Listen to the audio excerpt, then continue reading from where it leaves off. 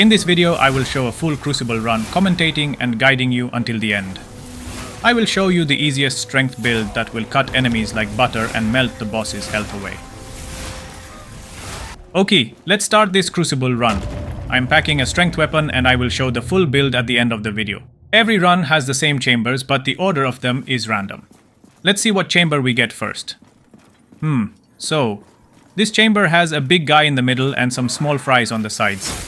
As you can see, with each attack, I'm building focus. Now let's get the big guy. I will show you the bread and butter of this build.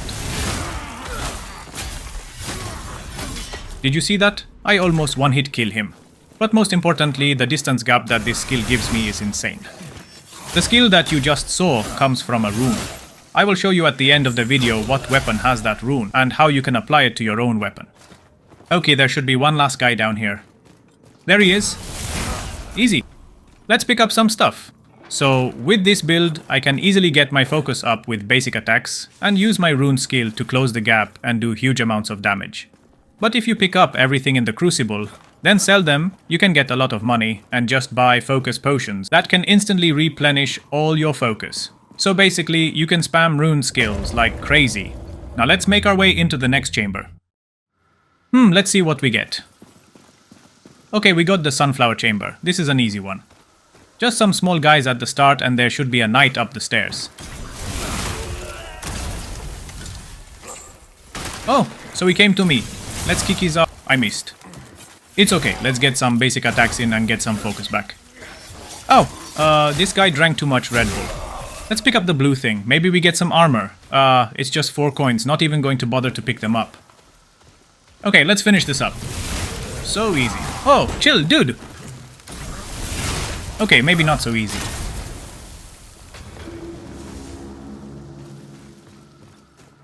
There should be another small chest to the left, but it's usually just crafting materials. Let's just move into the next chamber and see what wonders await us.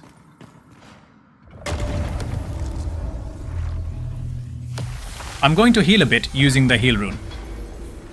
If you want to know more about runes in general, I will do a video guide soon, so think about subscribing and keep an eye out for when I post it.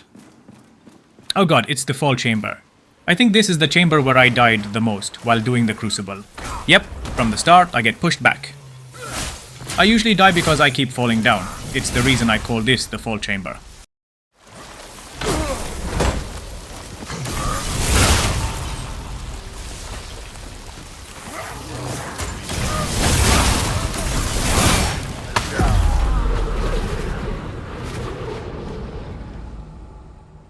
Okay, let's see if we fall this time.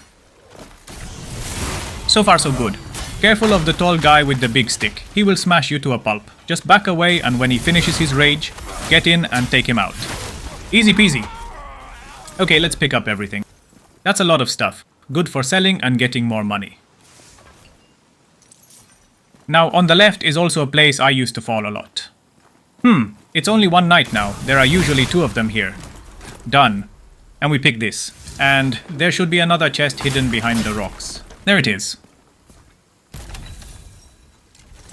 A shield emblem. I was looking for one to add to my armor. At the end of the video when I will show you my build, you will see on my armor that I'm actually missing 1 slot of infuse. The shield emblem is what I wanted for that slot. Okay, let's get out of here. There should be another pickup just before the exit. There it is. Now, on to the next level. This is going to be the 4th chamber and the halfway point of the run. There are usually a total of 8 rooms in a Crucible run, with the last one being the boss room.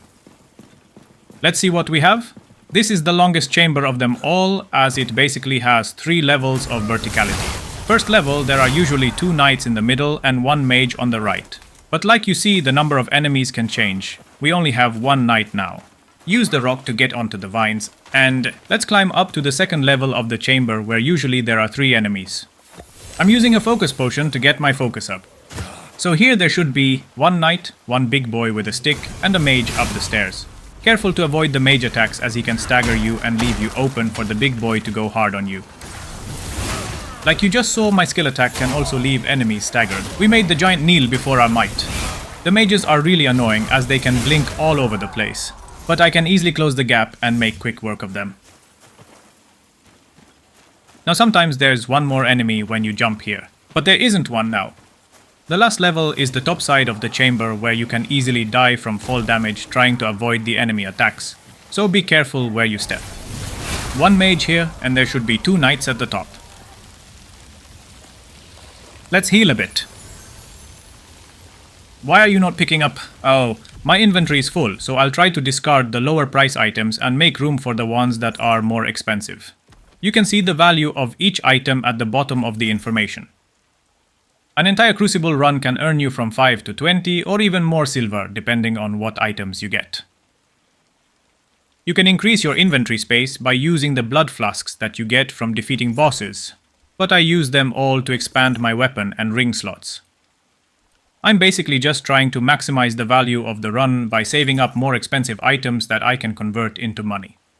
Also keep an eye out for better items that you can use to make your own character even stronger. In my case, I'm looking for focus-related stats. That should do it. Now we have room to pick up more stuff. Let's move on to the last 2 knights. The beauty of this build is that as long as you have focus, you can spam the skills endlessly. Let's pick up all of this juicy loot and there should be a chest on the right.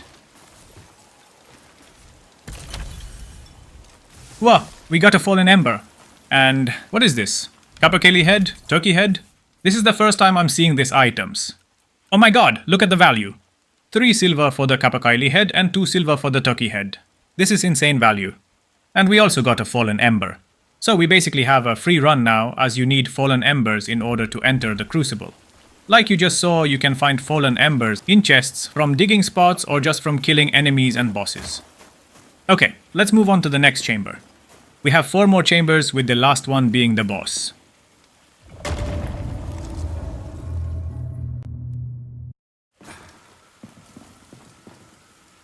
Let's get the focus up. Like 10 of these focus potions costs around 10 silver, and as you just saw, you can make a lot of money by selling the items you get from this dungeon. Okay, this should be an easy one as there is no environment that can kill you here. If you fall in the water. All you have to do is kill some small fries and a few mages. There usually is a chest here. Okay, just money for now. Really? Okay, let's find the mages. There's the mage. There is usually 2 of them, but anyway, we just got a focus potion as loot from him. You can get a lot of focus potions in the Crucible, and most of them are the high grade ones. We were just unlucky to get the small grade one for now. Oh god, this is another dangerous fall dungeon. If you haven't noticed, I'm more afraid of the fall damage than the actual enemies in this game. I'm just bad at platforming games. The dungeon has a knight and a big boy with a stick on the bottom. Then a mage, followed by a knight. And then on the top there is a mage that is usually shooting you while you try to jump to him. Okay, so far so good. Now, the knight's turn. And lastly the mage. Oh, it seems there is nothing on top this time. That mage killed me so many times while trying to jump to him and then fall to the ground. He's not doing a lot of damage, but he shoots a fireball that pushes me back while trying to jump to him, and I die of fall damage. Let's see what chamber we get now. Ooh, we have the cage. Perfect time to show you my range attack. And just like that, he's gone. You can ignore him as he will eventually be lowered into the water and die, but he is annoying as he will constantly shoot fireballs at you. So dealing with him first is the best and fastest way to clear this chamber. Also, I will show you the range skill I used at the end of the video. In this chamber, enemies will be lowered to you a few at a time. If you can efficiently take them out fast, you won't be overrun by them. Oh my god, stay still. Mages are so annoying. Easy. My inventory is full again. Now, the end enemy is a bit of a hassle as he has a very long attack, but you just need to back away and time your attack. Let's make room for more. Careful picking up stuff from the edge as you will be fired by traps. The end enemy is a bit of a hassle as he has a very long attack, but you just need to back away and time your hits. Before I move to the next chamber, let me make some more space. The weapon is similar to the one I have, but the stats are not that amazing. I'll keep it for now, as the base damage is really high. My weapon is upgraded to the max, and there is only 6 points of damage difference. I'm thinking that if I upgrade it, it will do even higher damage. Or I can just sell it. That should do it. Let me pick up this. Really now, just 4 bronze coins. Pathetic. Let's move on to the last chamber, the boss chamber. A thing you should know is that the boss has 2 phases. One on his horse and the second stage on his foot. In both stages, he has insane range and a lot of charge attacks, but after every charge attack, he will be open for you to hit him. Before the boss fight, I recommend you use all the consumables that give you buffs, especially if you have some food that can increase your health even more. This boss will do a lot of damage and every little bit counts. You will find a lot of potions and food dishes throughout the Crucible run, so save them until you get to the final boss. I'm wearing heavy armor, so I'm quite tanky, and even I will take a lot of damage if I'm not careful. I also used Thorn's Rune. It's a buff that reflects a bit of the damage back to the enemy when I'm being hit.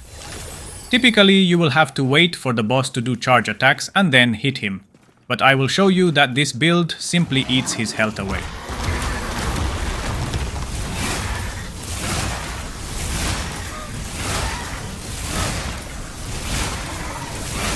I just took more than half of his health in just a few seconds. Unfortunately, I'm out of focus now, so I need to back away and drink a focus potion. Or try to hit him with normal attacks and regenerate some focus. I'll just drink the potion as it's faster.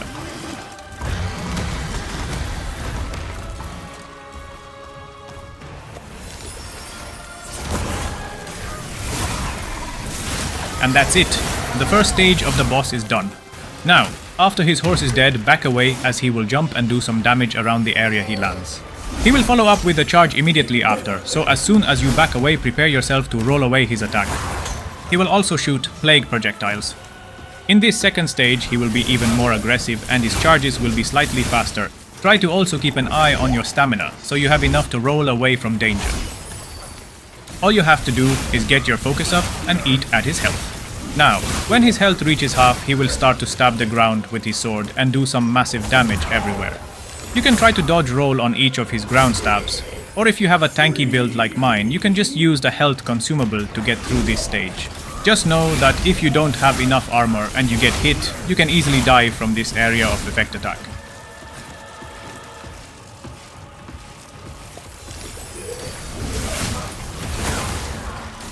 I almost died there. He will sometimes do an evade attack like you just witnessed, and can easily end your run. Another thing to know is that if you get farther away from him, he will start to shoot plague projectiles that can also knock you down. I got a high amount of poise, so I can take one of these shots, but the second one will get me.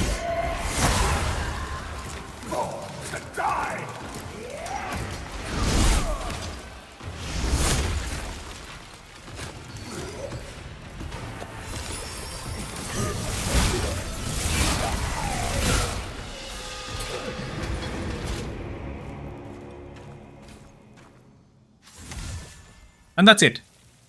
Start hard by going in and do as much damage as you can, then back away to replenish your focus, and then go back in until you finish him off. Easy. If this is your first time beating him, you will get the Proud Lance. I have beaten the Crucible even faster with this build, but I wanted to show you my first run, so you also see the rewards that come with it. Now, let me show you the build and the items. I will start with my buff weapon, the Cleric's Mace, where I have added runes like the Heal Aura, Thorns and Fire Throw. I will do a video talking more about the buff runes, the runes that you can get from the vendor Eleanor, so keep an eye out for that. The important rune here is the Fire Throw. I got it from the weapon Climber's Pick, and the weapon I got from the daily bounties. I think you can get this weapon from any chest or enemy in the game, but that's just how I got it. You can go to Eleanor, take the rune out and add it to any weapon you want. In my case, I added it to my Cleric's Mace. Unlike other runes that can be used only on specific weapons, the Fire Throw can be used on any weapon. I will do a future video with an improved build that is focused around the Fire Throw. a build where you can clear a Crucible dungeon in under 9 minutes and never run out of focus using the Fire Throw rune, if anyone is interested. Now, for the main weapon of this build we have Hero's Great Axe. The important parts of this weapon are the high damage it has, the 6% focus gain on damage dealt, and finally the Lighting Assault rune that does all the work. You can find the rune from the weapon Gilded Tweebill, and throughout my journey I found it from 2 places, one from a monster drop and one from bounty rewards. It has good damage, it staggers enemies after the blow, and it also closes the gap between you and your target. Basically, it's the perfect skill for a warrior tank. The only downside to this weapon is the 25% decreased equip load. I had to use a weight gem in order to lower the weight so I can be in the normal weight category and be able to dodge roll more efficiently. Next, we have the armor. Now, a thing to know is that if you don't enchant items and just have the common ones, you can add up to 4 gems instead of 1. For the armor, I think this is the best option as you can add incredible good gems like health increase, stamina increase and focus. I also got the armor gem in this run that I will add later. Here is a future comparison after I added the armor gem.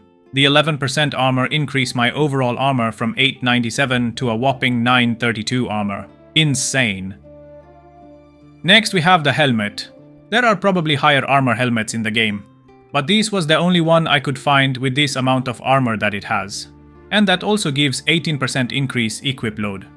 For a high defense build to be able to effectively dodge roll out of danger, it's a huge deal. Lessen the weight put me at the limit on the normal weight. Now, let's get to the pants. These are overall good pants in every way. They got good defense, increased armor stat, item weight reduced, and finally for the Crucible it's actually really good to have plague resistance as the final boss will hit you a lot with plague attacks.